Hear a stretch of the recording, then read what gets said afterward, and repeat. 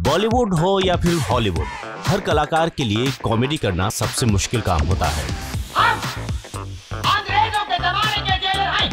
बड़े पर्दे पर रोमांस, एक्शन और रोना धोना तो हर कलाकार कर लेता है, लेकिन अपनी सटीक कॉमेडी टाइमिंग से दर्शकों को हंसाना हर किसी के बस की बात नहीं होती। इसलिए हर कलाकार को कॉमेडी करना सबसे मुश्किल काम लगता है। बॉलीवुड में महमूद, जगदीप, असरानी, जॉनी लीवर और राजपाल यादव समेत कई कलाकार इसके सटीक उदाहरण हैं। हॉलीवुड की बात करें तो हर किसी के दिमाग में पहला नाम आता है चार्ली चैपलिन का। चार्ली चैपलिन सिर्फ हॉलीवुड के ही नहीं, दुनिया के सबसे बड़े हास्य कलाकार माने जाते हैं। चार्ली चैपलिन इसलिए भी खास थे क्योंकि वो बिना कुछ कहे लोगों को हंसाने का काम किया करते थे। बिना शब्दों के किसी को हंसाना किसी के बस की बात नहीं होती। शब्दों के दम पर दर्शकों को हंसाना फिर भी आसान होता है, लेकिन बिना शब्दों के ये काम और ज्यादा मुश्किल हो जाता है।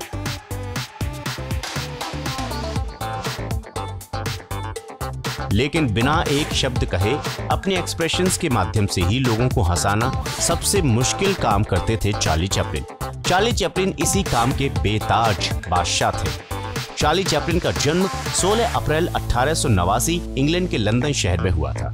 Sir Charles Spencer Chaplin British हास्य अभिनेता, फिल्म निर्माता और संगीतकार थे, जो मूक यानी कि साइलेंट फिल्म के युग के प्रसिद्ध एक्टर थे।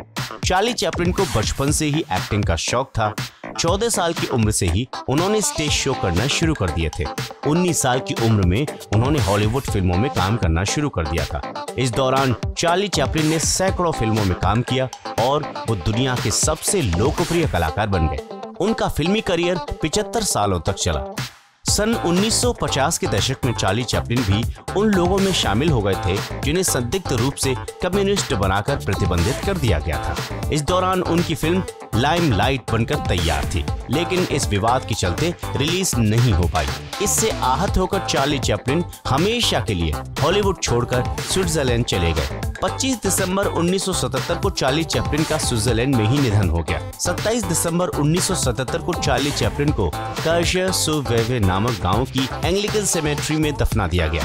2 महीने बीतने के बाद गांव वालों ने देखा कि चार्ली चैपलिन की कब्र खुदी हुई है और उनका ताबूत गायब हो चुका है। इस दौरान उनके ताबूत को ढूंढने की काफी कोशिशें की गईं, लेकिन वो कहीं नहीं मिला।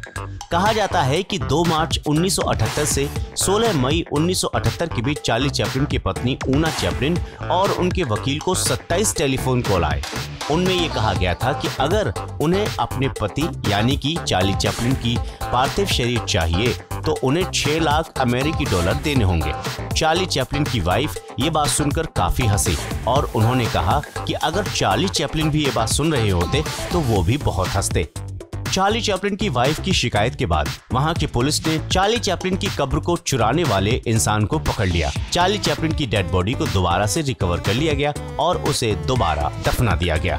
वाव फैक्ट्स पर आज के लिए बस इतना ही। आपको ये वीडियो कैसा लगा जरूर बताएं कमेंट सेक्शन में, और हाँ, अगर आपको वीडियो पसंद है तो इसे लाइक कीजिए और वाव फैक्ट्स को सब्सक्राइब करना बिल्कुल भी मत भूलिए। नमस्कार।